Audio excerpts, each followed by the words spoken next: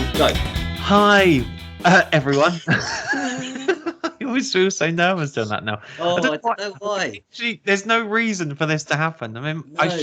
I should feel more comfortable in my own surroundings, shouldn't We've I? done 13 of these or 14 of these. You've introduced every single one. You get nervous. You don't get nervous on the show in general, but you get nervous. You know what? It's because when we do it in a pub, I like the sort of snappy. I like the liveness. Yeah. This was much more restrained for some reason. Anyway, welcome to the. All right. Do you want to just? Yeah. Okay. Go on. Start it again. Welcome to the Trout Spinners podcast. I am your host, Mars Pennell, and with me. Well, my name's Gary Forrester, and I just want to thank you, Miles, to start with, for inviting me on your podcast every single week. Thank you. I really You're very appreciate welcome. it.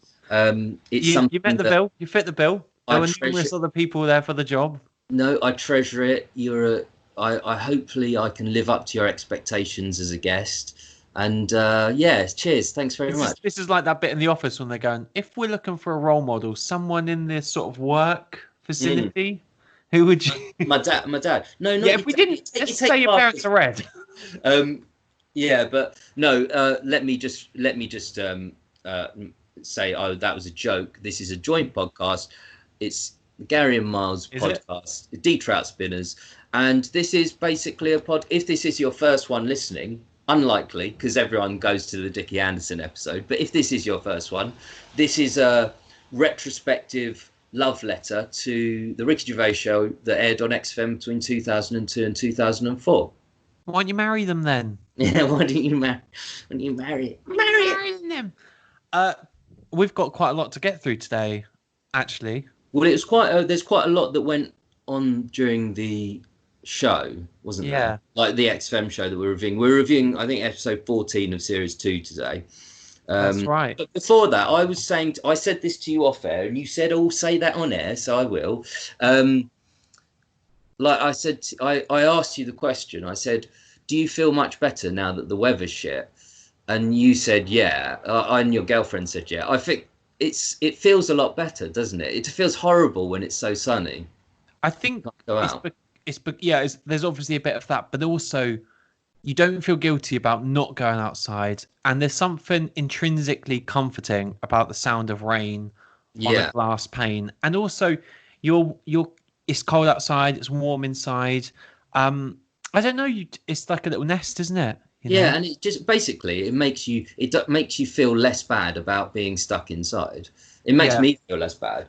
Well, my mum wanted this to happen like in the winter. She's like, why can't this happen in winter? Yeah. Like, it just so happens that it started to happen just as the weather was transitioning from horrible to good. And those sunny days we had last week, those really sunny and warm days, were torture, really, because you can go out for a walk, but that's not the same as going and sitting on the beach. You know, when you come down here, we sometimes go out and get by like these Lambrini bowls or whatever and sit on the beach. And well, that's never happened. No, it wasn't Lambrini, but it was the cheapest wine I've ever bought. Oh, that was when the police picked you up, wasn't it? No, I think let me just explain what happened. Basically, we were on the beach, so we walked back to the station. Mars got his train. I walked out the back way towards my flat, and I was just walking along, listening to probably Oasis, quite loud on my headphones. And I just got a tap on the shoulder. I was walking quite quickly, got a tap on the shoulder. There's two policemen there, and he said, he was like, "Hello." He said, "There's a fire." Hello, that's a fireman.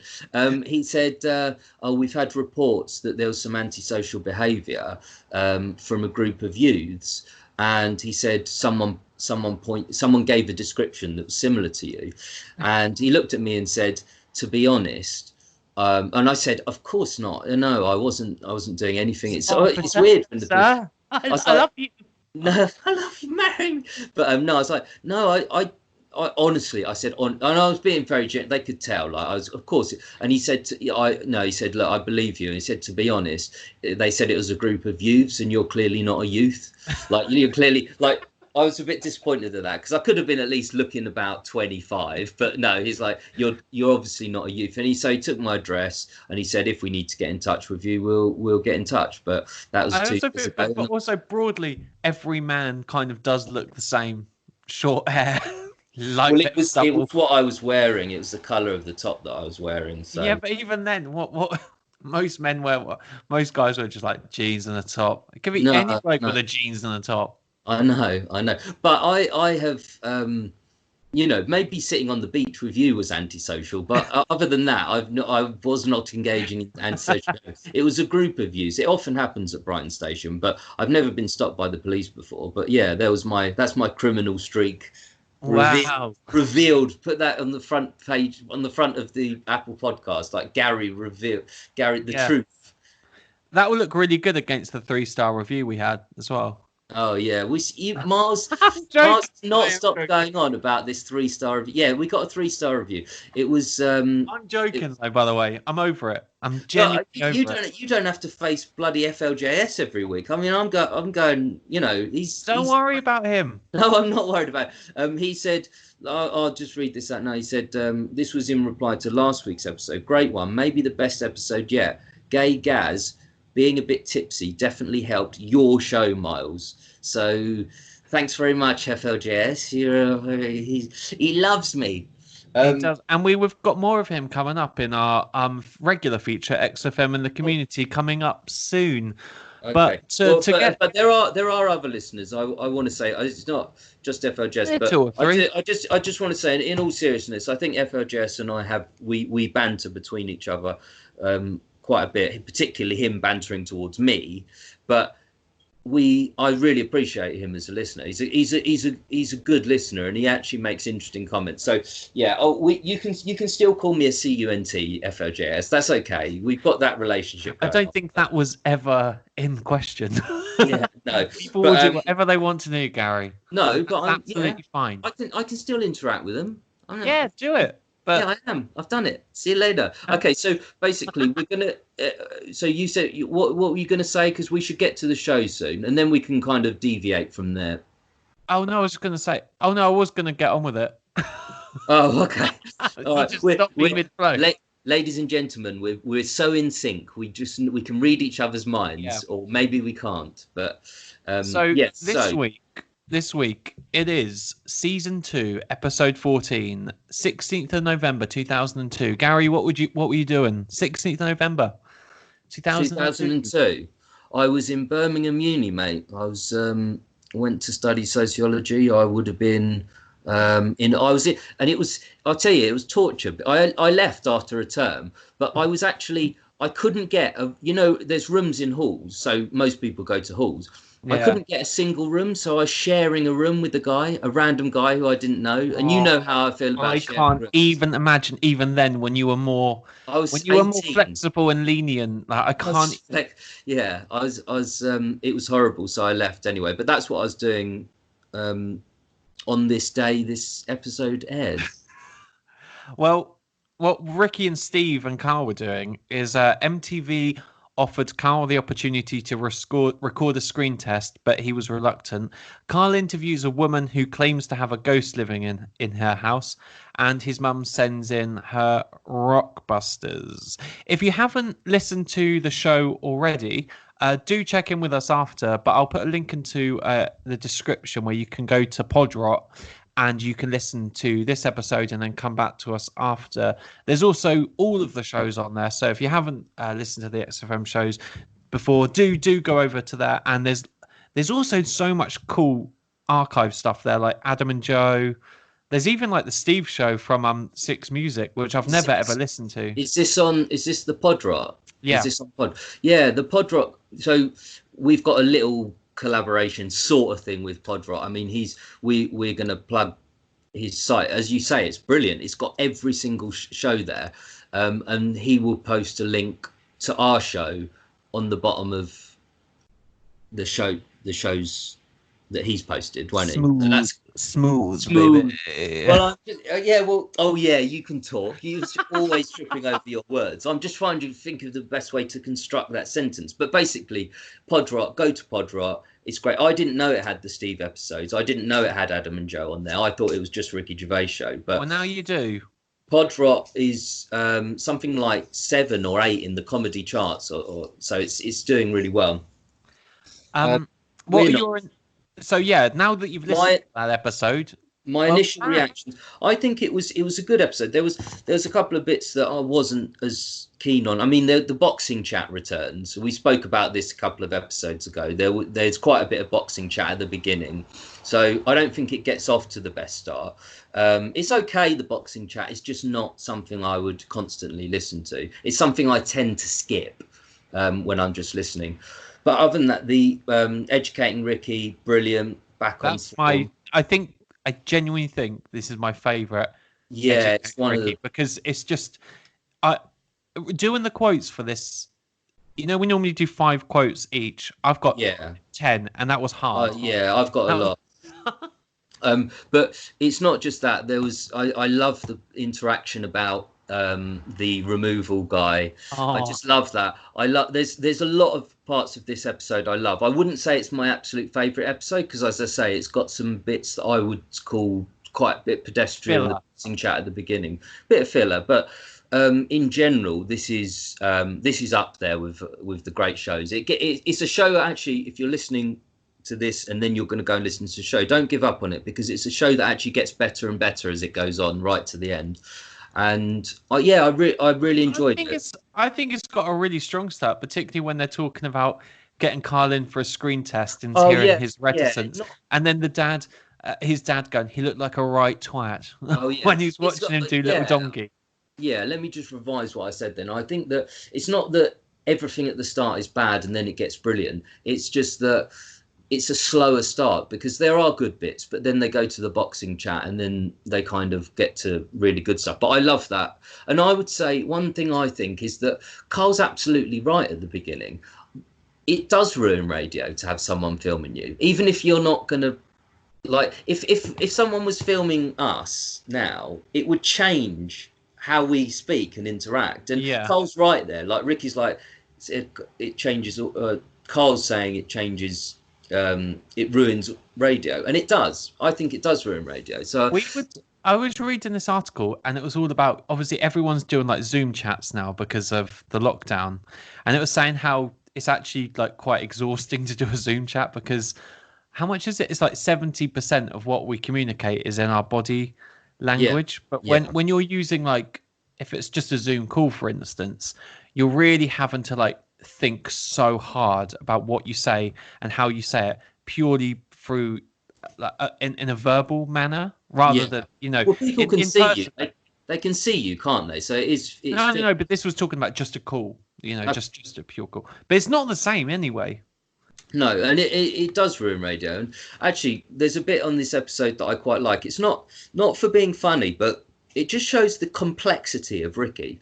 Whereas Ricky, we would all agree, I think, is the most naughty. Like, he's the one who would go furthest, like push the line furthest and go over the line and be really offensive and naughty. But he's a complex character, because when Karl's doing his mum's Rockbusters and Steve says, yeah, I see what you're saying, they're not really so much, like, basically insulting her, Ricky's like, leave her alone. And that's actually typical of Ricky. He kind of goes, he's the most naughty, but he actually is he's quite protective of defenseless people. And in that scenario, Karl's mum was defenseless, whereas Steve would happily insult her, but Steve wouldn't go as far as Ricky. But Steve would have been quite immature at the time, being like 29 or whatever. Yeah, but I'm saying Ricky's the most immature, and he's 40. Oh yeah.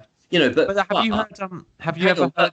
Let me just finish that point. But he's the most immature, Ricky. But he's a complex character, because he's protective over those. He kind of senses when actually someone's not up for it. They're not up for kind of being mocked, and he's kind of like, leave her alone. I quite like that. I always like hearing him say, leave her alone. You know, it's just kind of a nice moment. It reminds you of how complex Ricky is as a character. as someone that's got like a really good relationship with his mum, I love hearing on the early shows, series 0, I believe they're called, and just the calls he has with his mum. They're just so sweet and affectionate, and he's obviously quite naughty with her. And he tries to make her swear and stuff. I've heard it's so sweet, and I would love to oh man, she must feel so proud of him, like now to have the career. She's dead now, Yeah, no, I know. But what I don't know. I'm quite an emotional person, so when I hear that stuff, I just love someone who's got a lovely relationship with their parents. I think it's so. I hate it. No, it's. I mean, I've got my relationship with my parents is fine, but you've got a particularly close relationship with your mum, and in fact, actually, I'm developing a close relationship with your mum. We're gonna do a mum swap at some point, and luckily they're both called Jane, so it won't be that confusing. Are they? Yeah, they are. Yeah, maybe I do. What are you talking about? Are they? We've discussed this dozens and dozens of times. Anyway, cut that little bit out. Cut it out. Anyway. But yeah, so it's kind of I like hearing Ricky say, leave her alone, because he's not just like, right, gonna scorched earth, be offensive to everything and everyone. He's like, no, he recognises where she's done a sweet thing, Karl's mum. She's tried her best. They are funny clues because they're so rubbish. But Ricky's kind of quite protective of her, and I like that. I like that in Ricky. What are your favourite sort of not favourite quotes, but what are your main impressions of the show? Because I've kind of I think just to sort of snowball on what you're saying, Gaz. That sort of business talk, that is, the sort of please thinking that we have here at the Trout pod. Mars, you're being pod short for podcast. You're being recorded, Mars. Don't do this. God, just make your. I love that Steve was called a lanky goggle-eyed freak by a teenager at the start, and I genuinely believe that was true. No, I don't think it was, because it's such a specific insult, and it's obviously one Ricky uses for Karl. But what obviously Steve... No, but that was from The Office. That was from The Office. I know, but they get that insult, and they're not gonna. The chances that two separate people, Ricky and someone else, would come up with that exact insult are very low. But Steve would have been teased and mocked in the street because he's just so huge and recognised. Well, in series 1, there was that person that said, "Can I?" I know that was in series 0 as well. We've got to do those shows when we've. Yeah, we will when we've exhausted all 70 of these ones. Yeah. And some bloke says, "Can I jump on your back?" Steve's back. And then when he says no, the bloke says, "I'll go on your big cunt." Oh God, yeah. Yeah, I can totally imagine is true. Actually, out of all three, Ricky, Steve, and Karl, Steve is the best at telling a true anecdote from his past. Yeah, that's true. There's some great podcast moments where, like, we're not reviewing the podcast because we're not as in love with them, and they're not as true. They're more contrived and things. But there are some great moments where Steve talks about, like, queuing up outside a club, and Steve is really, really good at telling a story that's embarrassing about his past. He's very good with the timings and everything, better than Ricky and Karl. That. Talking about, we always like to go over. I think you sort of went over the things that you don't like about the show, and I think that's probably a fair thing to do. I didn't like I never liked the ghost chat. I always skip that. Yeah, it's not. I mean, there's nothing really funny that comes out of it. It's kind of like. I'll tell you, it's funny when they come back afterwards, and Ricky's kind of saying, "Well, the only explanation is a ghost." He's good. He's funny there, but yeah, it's kind of. Whereas when Karl does Pilkington, Do We Need 'Em, which is kind of like Pilkington but evolved. That's really funny. Almost all of them are really funny. Like, they're funny chats. But the one bit where he just goes, "I love that you." That you were implying that a scientist were going to have sex with Noah. No, yeah. But I like the bit when they come back from the ghost chat, and she says, "Oh yeah, that was like the conversation went on. We were talking about 50 minutes. 50 minutes, and you went, what? That's the best thing you got on a 50 minutes." And then Carl says, "Yeah, might use that at Christmas." Yeah. Like, it's just so throwaway for Carl. Like, it's just like we might. It's so that's so unplanned by Carl's going. Yeah, might use that at Christmas.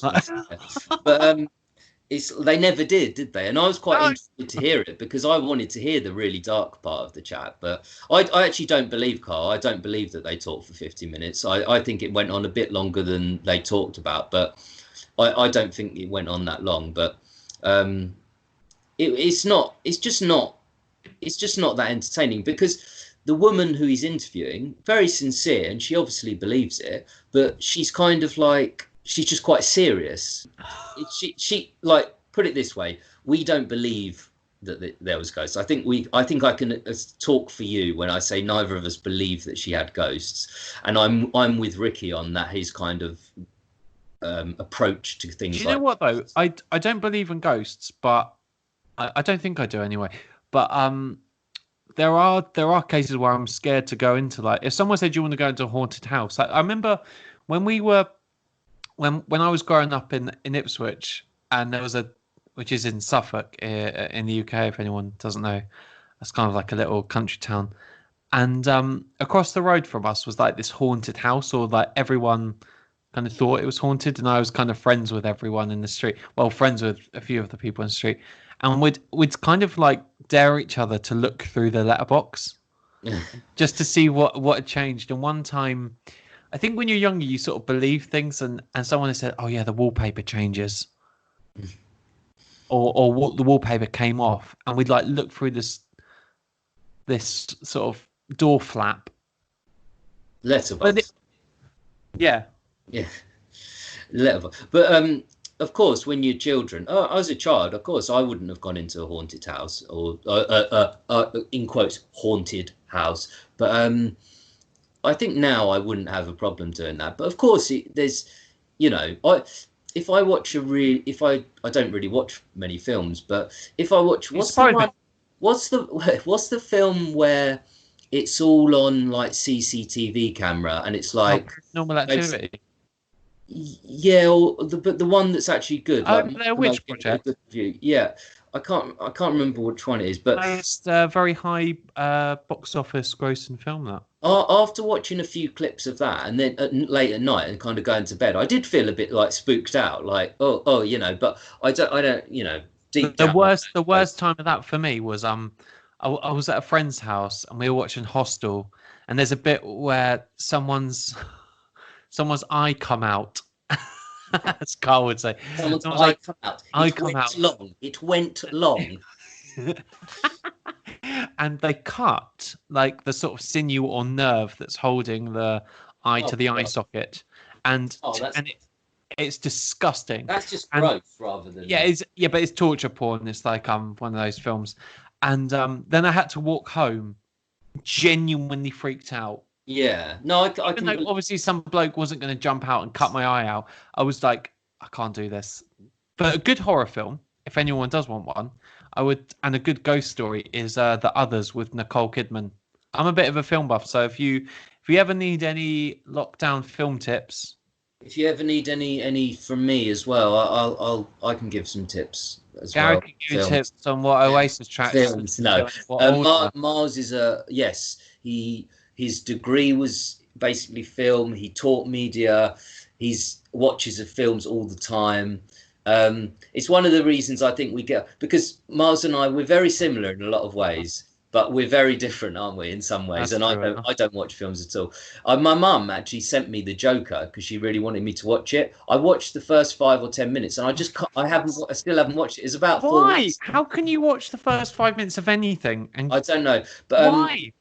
I don't know, but what's the horror film where it's like that, sort of like a clown, and it's not it, but no, not it, but it's like a mechanical clown, and it's like, I want to play a game. Oh, fuck. I've seen that film. I know what you mean. Why have you watched that? I don't know, because I just watched it, and I was a bit freaked out after that, but...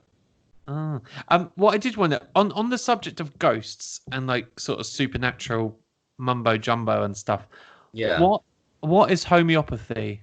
I've never known what homeopathy is, and Ricky gives like some sort of garbled explanation. That's like I've actually seen a few people with there who are really critical about the way he handles that. What? Hang on. What? Who's critical of what? Just The way people on he's like Reddit threads and stuff. basically Ricky is essentially not wrong. Like what homeopathy is like where you get something like it could be arsenic or something that does something. Yeah. Yeah. So something that has a small impact on you. You put it in water and you dilute it, and you keep doing that, and you end up diluting it to 1 part in billions and billions until literally there's almost nothing left. And there's a great clip of a great man, James Randi. That's who he's talking about. Yeah, they talk about James Randi. I love James Randi, but James Randi goes on stage and he's like, he has these pills and they're homeopathy pills, and it's like a tub of homeopathy pills, and it says, do not exceed stated dose, take 1 a day or something. And he basically takes all of them, and he says, and just to show that there is nothing in these things. There's nothing other than water. There is 1 part in billions and billions. It is quackery. It's not real science at all.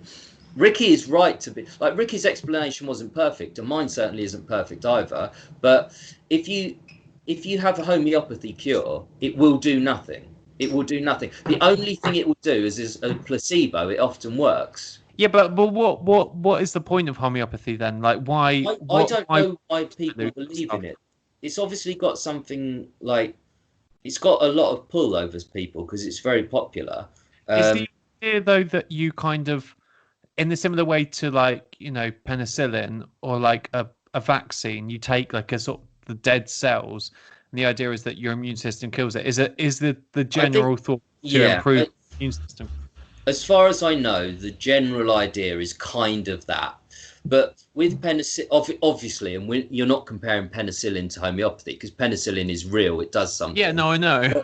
But it's more, when you have, like, we all had the BCG vaccine. Yeah. So basically, when you have that vaccine, they put a tiny, tiny amount of the virus inside you, and it's not enough, so it can never take hold. It can never take hold in your body. But they put it inside you, and your immune system develops long-term immunity to it. So it's kind of like that, but it's nothing like that in a sense, because they dilute it to 1 part in billions. There's no evidence that even if you took the actual thing at the beginning, it would do anything anyway. So it's complete kind of, it's mumbo jumbo, and I don't pretend to be an expert in homeopathy, so my explanation is not perfect either, but that's as I understand it. There's the Daily Mash, which is, if you're in the UK, or if you're anywhere, check out the Daily Mash. It's a great satirical news website. They do T-shirts with just things printed on it, and one of them it's got homeopathy. And it says making fuck all difference since 1796, and that's basically the thing. It makes no difference. Yeah, no, I didn't imagine it would. No, but you didn't fully understand what it was, and to be honest, I'm not fully understanding of what it is, but that's as I understand it. I always like when they reference stuff like about getting Karl famous, because I always think, what kind of, they literally did that. They literally did that. Like, when they were talking, they probably thought they'll never really do that, but they're kind of, he's so intent on getting Karl famous. I often wonder whether Ricky and Karl, I know Ricky and Steve probably don't speak, but I wonder if Ricky and Karl does, because I don't think they probably speak that much, because for Ricky, I think he was so interested in getting Karl famous, but he's done it, and I think he's bored of it now. Like, so he's fulfilled his ambition. He's got Karl. Yeah, but that's okay, isn't it? That's the same for any friends. Like, you have friends that you talk to more than others. There's no reason why that should be any different for Ricky and Steve. And there's but there's been this massive like call out on Twitter, and we have talked about it in previous shows, so I'm not going to dwell on it. But it's everyone wants a reunion episode, and you just want to go to these people like, no. But but it's a tantalizing prospect, isn't it? Because nostalgia is a lovely thing, but or it can be for a little bit. But then you go, nah, it wouldn't be that good. But Carl's just a friend, like every other friend, like me and you. We're good friends, so we talk. We will at least text each other like now and again. We talk very regularly. But there are loads of friends that I have who are either good friends or not so good friends, and I never talk to them. But it doesn't mean you stop being friends with them. It just means that you just don't need to talk to them because, well, partly because nothing. When I feel like now, under lockdown, and they say, "What's happened, Karl?" Now it's happened. That's how I feel now. So what I would say to that is this: I have no problem with Ricky and Karl, or Ricky and Steve, or Steve and Karl speaking a lot less than they did when they basically worked together once a week. They spent a lot of time together. Ricky now pretty much, I think, lives in New York, doesn't he? A lot. Well, he's so Ricky's obviously they're all individually busy. I have no expectation that they will sit speaking in the same way that they did once a week or even once a month. Now, however, my point is that the reason if this is the case, it's all speculations, we can't say, but if the reason Ricky doesn't speak to Karl, which I imagine it might be, is because basically it's like a finished project, then that is a bit out of order, because basically you're getting rid of your friends because you kind of, I don't know, it's like I've done what I wanted to do with that. And listen, I just, so that wouldn't be a legitimate reason not to speak to him. That would be a bad reason not to speak to him. I agree with you. There's friends I have that don't speak to, you hardly speak to them. But I think with Ricky and Karl, to be honest, it's speculation. They might speak quite a bit, but I just look back, like whenever they talk about getting Karl famous, I just think, I wonder what they look back and think. Like, they literally did that. Karl is famous on his own now. It's funny when he says at the start of the episode, no, towards the end he goes, listen, I'll always be part of this. And it's like, oh, that's so sweet, because if one was to go into the future and go, look at what happened after this. After that MTV Screen Test, I know, after An Idiot Abroad, after Sick of It, I'm under very good authority, that Karl is in very, very, he's pretty well off. Who, Karl? Yeah. Yeah, absolutely. Karl will be a millionaire now. But the thing about Karl is that it absolutely won't change him, and he'll probably still do exactly like it. Probably if there's something he's doing the grouting, and if there's grouting he's doing, he'll do the grouting. I'm sure he still does it, even though he could, as Ricky said on because he's been interviewed, I think, by Richard Bacon on BBC Radio 5 or something, and it's Ricky being interviewed. And they call Karl, and he's that's like, so funny. That's so funny. And he said, you earn more than someone who does grouting. Like, you earn more money than it's worth your time doing the grouting. Why don't you just employ someone doing it? And one little thing that I'd never kind of heard. I've heard this episode many, many times, but this very little thing.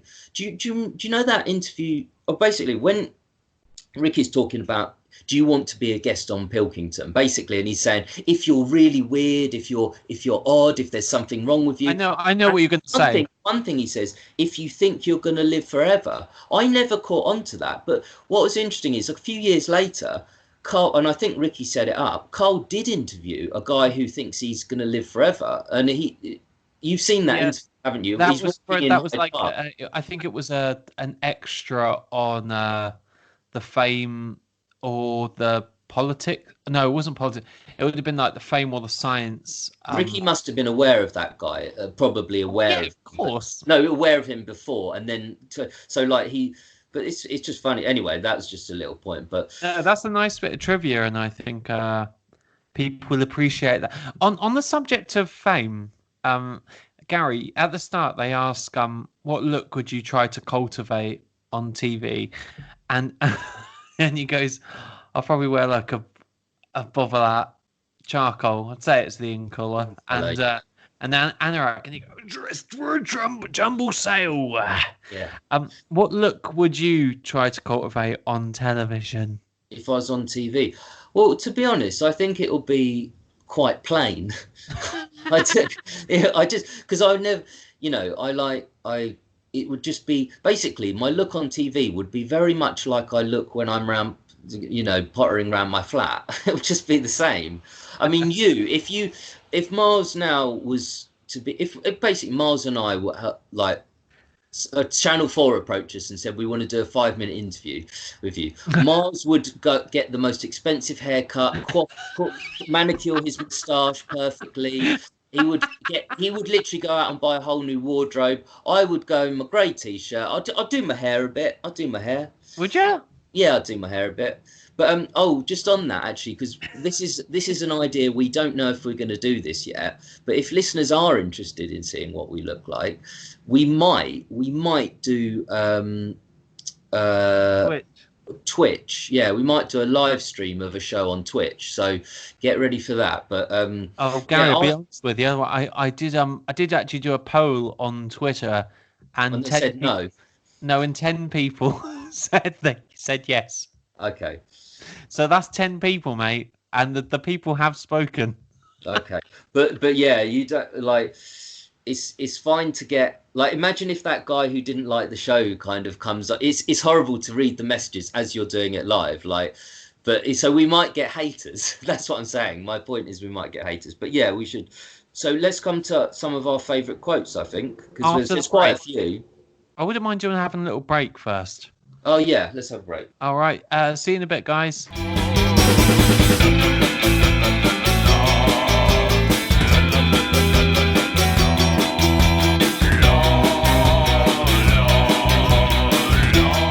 had a lot of spiders in my flat recently.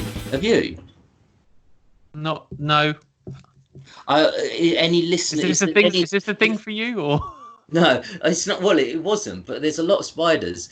Are any listeners having a lot more spiders than usual? I don't know, but I don't mind them. They're quite small, but there's one really big one in the corner that I don't like. Just thought I'd mention that. He's still, he's behind my bookshelf. Maybe do like what Karl's mum did and put a little bit of a Tipex on the back of it. So she did that with a fly, didn't she? Yeah. I can't remember. Welcome back. Welcome back. Welcome back, listeners. Listener, that's a rule of radio. Always talk to one person. Yeah. I imagine I'm talking to 3 million because I think that's where we should be. We're gonna now do some of our favourite quotes. So by the way, before we do this, I've got lots. They're not in any particular order, mine. So I'm just going to go through them. But there's probably more that I didn't put on here that I like. Let's do one each. Let's do it like a game of ping pong. Yeah, like when we do our top 5, but there might be more than top. There might be 5. So go on, you start. I could have done a lot more than 5. I've got 10. Yeah, but I could have done a lot more. But not just that. But I think I actually could have done the whole 5 based around Turkish waiters. Yeah. So I could have done all my 5 based around Karl's moving experience with the removal guy. That's my favourite bit of the episode. It's because everyone's had a situation like that, but I'm sure we'll get onto that. And I'm sure there'll be crossover between ours. So, but yeah, what's your first one? Number 10. This is towards the end of the show when he says, "It's okay. It's been pretty bad today," and then he wants to wrap it up. Karl wants to wrap the show up, and Ricky's like, "Do not cut me off." Oh yeah, do not cut me off. And he does. They have that. I love when Karl goes, "We always do this." I use that, and I kind of say that in my life, not copying Karl, but I just say, like, we always do this. It's like they do always do that. Ricky always says it's 6 minutes too, but Karl is totally in the right. He's obviously been taught. He's a producer. He understands you need to have the news, you need to have a song. You can't just go till 2 o'clock. No. But, yeah, that's fine. Ricky is exerting his power. Yeah, but that's an example of where Karl sort of fights back, because Karl does press the button and Ricky told him not to. So that's good on Karl for that. Okay, this is lower down my list, but he sounded about 90. No. And just to add to that, because that was actually it's so strange how because I was the same as you. I said like he came round today with some empty boxes and he was struggling with them. And actually, I was going to come. I forgot, but I didn't come into the beginning of this show. Basically, what do you think of this? Hello and welcome to Andy was struggling with them. I think again that would have been a good name because it's so weird. Not my favourite. Not my favourite. It's so weird, but I love and he was struggling with them. My next one is you've just done one. You just did another one. Oh yes, yeah, like a sub one. So, staying on that, it sounded cheap. It's £50 an hour, but how long is it going to take him? Yeah, I love that.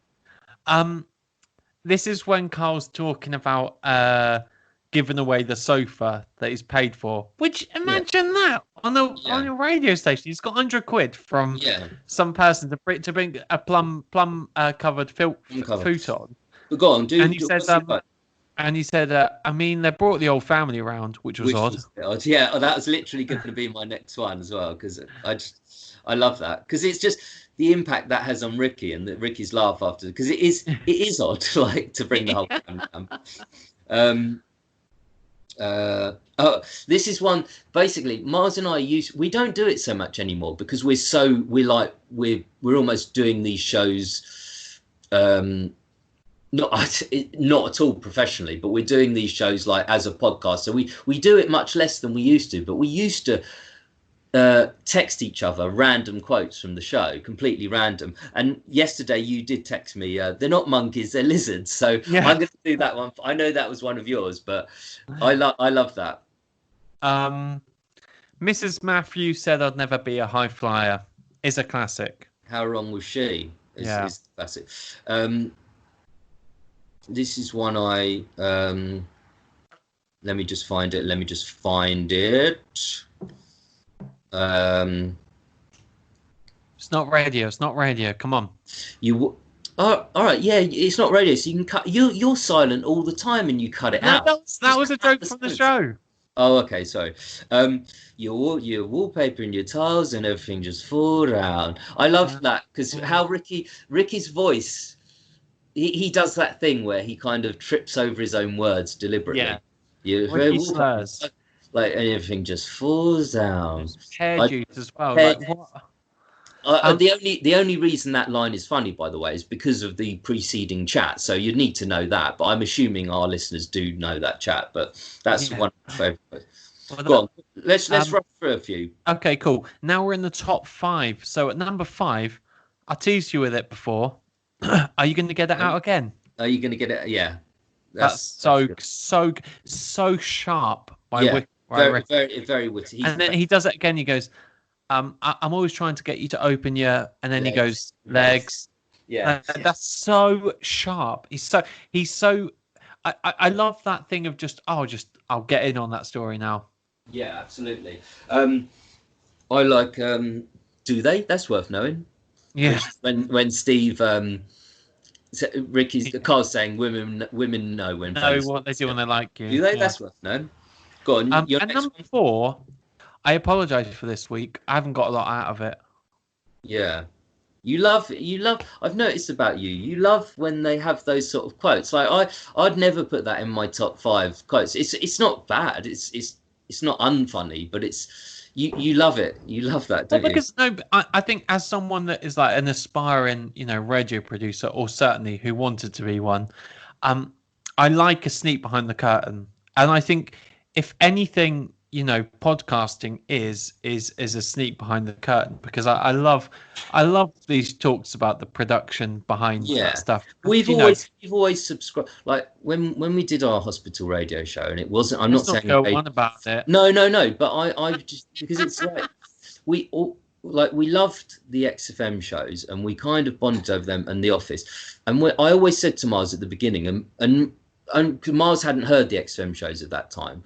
But I had, and I always said to him, and we've since then always done it. I said, you do your production on air, and it's funnier. Like if you ever make a mistake, don't ever ignore it and move on and try and pretend it didn't happen. You deconstruct it on air, you talk about it, and you also do your production on air. Like, not all of it, of course, there's some that's done off air, but always give a look behind the curtain, because it's funny, and we've always done that.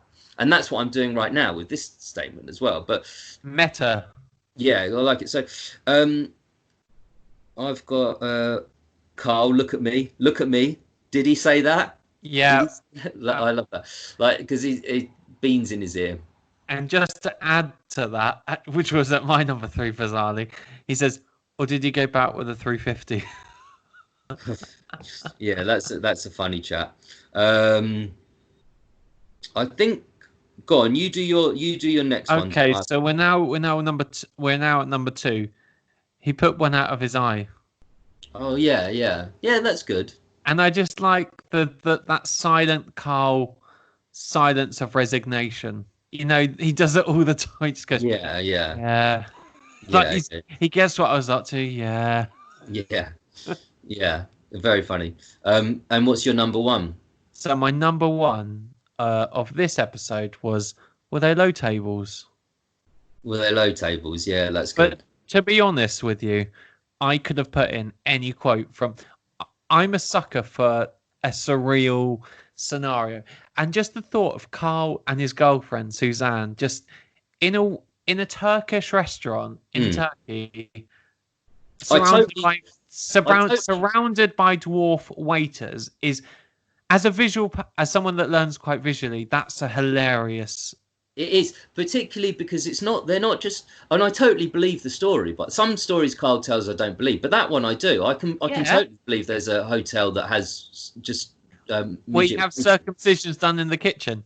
No, the actual story before that, which is funnier. That story is funnier than the cut in the but the funniest thing is it would be funny in general if say you were in that scenario, but the funniest thing is you've got Karl, the most annoyed man in the world, like gets annoyed by everything, and as Karl says, he's right, like now he probably wouldn't be as bothered by it, but that was probably one of the first holidays they'd had, and it's like, so you've got midget waiters which will confuse Karl. And then you've got a scenario where one of them's eyeing up Suzanne. I love that, eyeing up. Or just eyeing up. Just eyeing her up. But but Karl being in that situation is just so ridiculous, and it's just so brilliant. So they talk about it again on other episodes. But yeah, now I think so. Great quotes, I think, from the show. If listeners have got any particular quotes that we didn't cover, that you think are great in the show, do tweet us, get in touch with us. But now, rolling on from that, we're going to do XFM in the community. XFM in the community. This is where it's not because I don't care, but I just don't look. But Miles out a bit of feedback of the show. Yeah. So Gary, I was in a supermarket the other day. Doing my grocery shop as you do, my socially distant one. Yeah. All right, and on the radio was "You'll Never Walk Alone" by Jerry and the Pacemakers. Great song. Yeah, but all that was going on in my head was, "And you'll never see an old man." Oh, yeah. That's because I put that like Like I heard, I said this before on the show, but I heard Life on Mars. Mars, ba, ba, ba. My head was like, "Where's the ba ba ba?" You know, it's so funny. Second. So you never see an old man eat a Mars.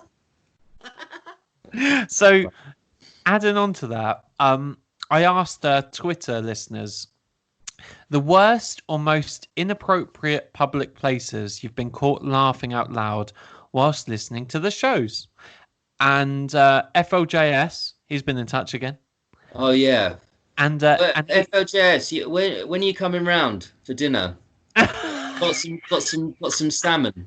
What would you cook an XFM listener for dinner? Well, it depends. If it was FLJS, obviously he's not allowed to eat solid food because he's got this mask on like Hannibal Lecter. But so I'd cook him some soup that he could have for a straw. But if it was another listener, maybe a bit of steak or something. A nice bit of haddock. Nice bit of haddock. Yeah, FLJS. Of course, I'm joking. But anyway, go on. What did FLJS say? So he said, "Is this the XFM shows or your show?" And he said, "If it was the XFM shows, not me laughing, but had one of those situations on the tube where your mobile plays out loud after you've unplugged the headset, thinking it will stop automatically like 99% of the times. As it skipped to the next track, that function must have been confused somehow, and Ricky announced out loud, like the idiot DJ for everyone to hear, haha, badly drawn boy. So effing embarrassing, as I tried to play it cool whilst fumbling the volume button down like a madman. Everyone wears headphones anyway, so probably no one heard, unless they're people like Gary, who I imagine puts on the headphones to pretend he is listening to Oasis." No. I can assure you, FLJS, I am listening to Oasis. Mars will vouch for that. And he said, if it was your show, however, no laughs so far, as no one likes to pick on an invalid. Good luck for the recording. Looking forward to it. Yeah, thanks, FLJS. But yeah, that's good comment. Like it. And what's the next one? So this is from a new listener actually called Cufflink Maker Extraordinaire. Ah man, packed trains, public toilets, just walking down the street. Sometimes the shows just make you crack up and there's nothing you can do about it. They catch you completely off guard. I love that thought of just cracking up in a toilet. In a toilet cubicle, as someone that is as someone with IBS with a frequent venture into public toilets. I can vouch for Mars's IBS. He will visit the toilet. But to be fair, over the last few times we've met, we're like two old men because we both visit the toilet for number twos. Anyway, let's not. Thank you, Cufflink Maker. Thank you for Cufflink listening. Maker. I like that. Like your name as well. I said that before, Gary. So, this is from Ben Tabner, another new listener. So, welcome. You're very welcome to the gang. I was expecting to listen. I was listening to one of them in the bath with the window semi-open. I didn't know we were expecting a delivery that day. Mm-hmm. Which is lovely, isn't it? Yeah. That's who's that? Ben. That's Ben Tabner. Ben Tabner. Ben, I'll tell you this now. I'll tell everyone. I really miss having a bath. There is nothing I like doing more than getting in a bath when I'm at someone's who has a bath, and just putting on the XFM shows or something, and just listening to them. I have my phone by my side. When we went to the health spa. That was my favourite part of it, was the bath, because I put on XFM. I listened. It was brilliant. I've got this vision of you, Gary, just going around to a friend's house and going, "Can I?" And then they go, "Where's Gary?" And then they pop open the old bathroom toilet, and then there's Gary there, naked as the day he was born, listening to XFM Series 2, episode 14. I don't want our listeners to picture me naked, so let's move on. No, I will move on swiftly. Ben Tabner continues, 3-star Apple Podcasts. If you can do it, so can anyone. Which is absolutely true. Yeah. Good comment. No. Any more? That's it, I'm afraid. That's the only. But I would just say thank you for interacting in any way with the show. If you've done it with our Rockbusters, things like that, anything else. Yeah, thanks everyone for getting in touch. We really appreciate it. Do tweet us at Trout_D, or do follow me on Instagram at Duchess_Purnell. That's PURNELL. Some absolute idiot must have made the Twitter name. Yeah, I don't know who could it be? No, it's me. It's the worst name possible, Trout_D. So, but yeah, I just want to say thank you so much for interacting with us. We do appreciate it, whether it's been to my Rockbusters before, to the things Mars puts out. Any interaction you have is great, so we really enjoy it. Absolutely. Now we are going to do a little thing that Mars likes to do, where we pick a song each, and it's going to go on the website. So notoriously, the XFM library was just full of four non-blondes. for Catatonia. Yeah. So I quite like Catatonia. Yeah, I know. I like Catatonia. As two 90s loving Britpop aficionados. But no, every week, Gary and I like to select 2 songs, and we put these into our library that is maintained on Spotify, and it's called the Trout Spinners Library. Last week, I did a call out on Twitter asking for listeners to send in their suggestions, and we could put those out into the library. So yeah, we've got a lot of people who got in touch. Well, I say a lot of people. We've got one person who got in touch. Okay. That is a lot for us. Yeah, we did, because we asked people to get in touch for songs they'd like to throw into the library. This is from Nick T. I would have chosen Out of Time instead of Song 2 by Blur, as so many shows have played it. I mean, hey man, it's a classic. We've got to put it in there. I know. Well, you chose that on a whim. I forgot. I often, in fact, I almost always forget this feature is coming up. Mars plans it for about 3 weeks, what he's going to have, which song that show his personality, and should I put this? This will show him a bit quirky, but so he plans it. I just literally, it's the first song that came into my head. Gary turns up, his hair's still damp, he's barely had his breakfast, and he doesn't give a shh. Don't give a shh. But, So he said... Out of Time, by the way, great song as well. Agreed. He said, Nick T says, Buzz and Fly by Tim Buckley is probably the best track XFM led me to. And I listened to that today. It's a very interesting track. I'm not familiar that. I'm not too familiar with Tim Buckley. I'm familiar with Jeff Buckley. I don't think that anyone connected, but when you just said that, I just assumed it was Jeff Buckley, but yeah, you're right, Tim Buckley I don't think I've ever heard of. No, it's a really interesting track. I've never heard from him, but I think that's what we're doing. We're inflaming each other's desire for new music, as well as looking back into the old catalogues. Absolutely. Well, I'm going to give my song now. I'm actually going to. This is a song I've always liked. Actually, it's not I don't think it was a single. It's an album track. It's by the White Stripes. It's off their debut album Elephant, and it's The Hardest Button to Button.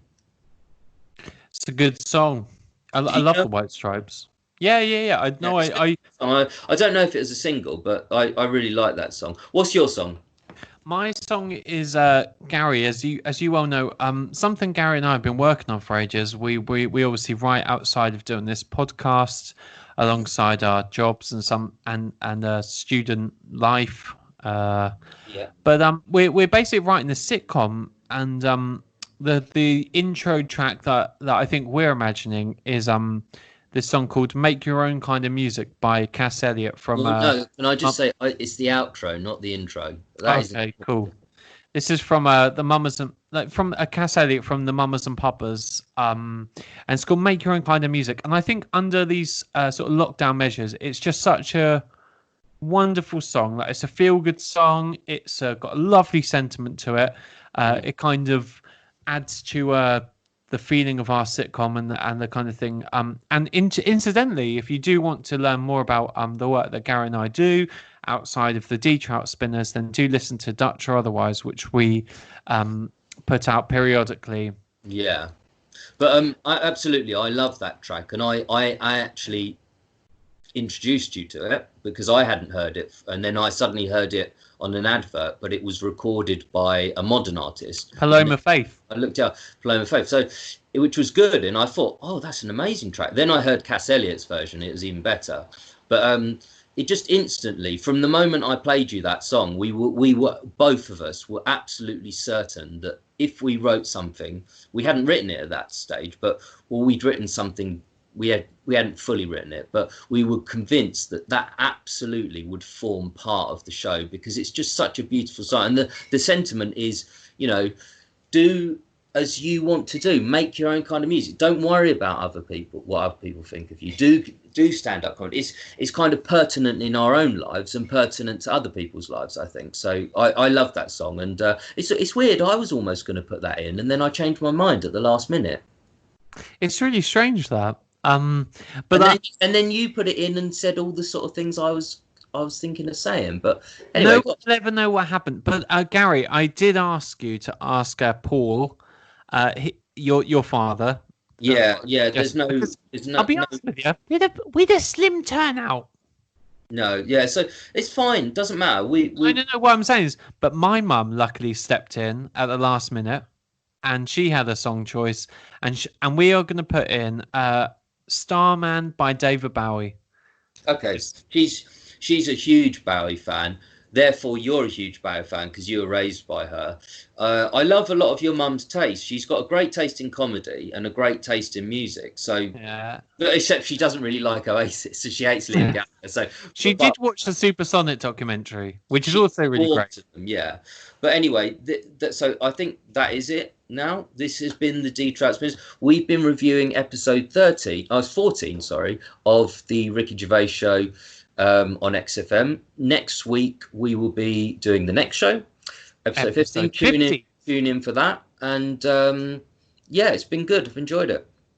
Yeah, take care, everyone. Over lockdown, I hope these podcasts are providing you with something, if not just a distraction. I don't know, something to drown the cats outside. When the cats, when cats are fighting, they're really loud. Yeah. Just put this show on, just drown it out. That's what it's good for. No, I like it. And do head over to Apple or Spotify and like and subscribe. Even rate us if you want. Join. Yeah. You're in good company there. As long as it's a 5, or Miles will go mental. I'm joking. I don't care what you give us. But I do hope you got this far, and well done if you did. And see you next week. Bye-bye. See ya.